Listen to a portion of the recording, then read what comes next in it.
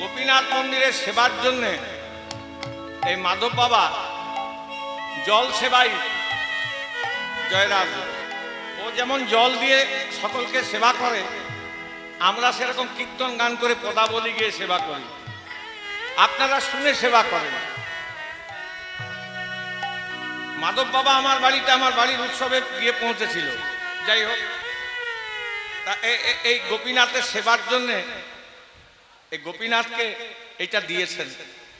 তা আমরা গোপীনাথের কাছে প্রার্থনা জানাবো যেন গোপীনাথ সাদরে গ্রহণ করেন এবং সেবার নিমিত্তে যেন এই থালাটি লাগে। জয় নিতাই, জয় গো। আর আপনারা সকলে কৃপা আশীর্বাদ গ্রহণ করবে, আজকে কৃপা আশীর্বাদ, গোবিন্দের কৃপা আশীর্বাদ গ্রহণ করবেন এবং সেই সঙ্গে সঙ্গে যেন মাধব বাবারও একটু গোপীনাথের কৃপা হয়, সেইটা আপনারা গোবিন্দের কাছে জানাবেন। প্রেমানন্দে নিতাই গৌর হরি হরি বল।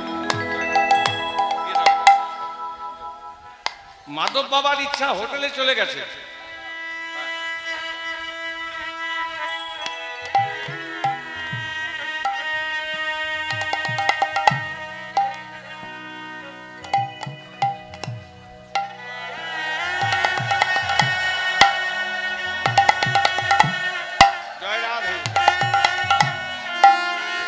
এই দেখুন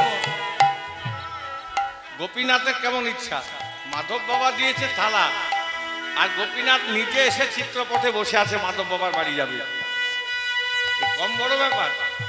বলছে কেউ যদি ভজনের পথে এক পা এগোই গোবিন্দের দিকে যায়, গোবিন্দ 100 পা এগিয়ে আসেন।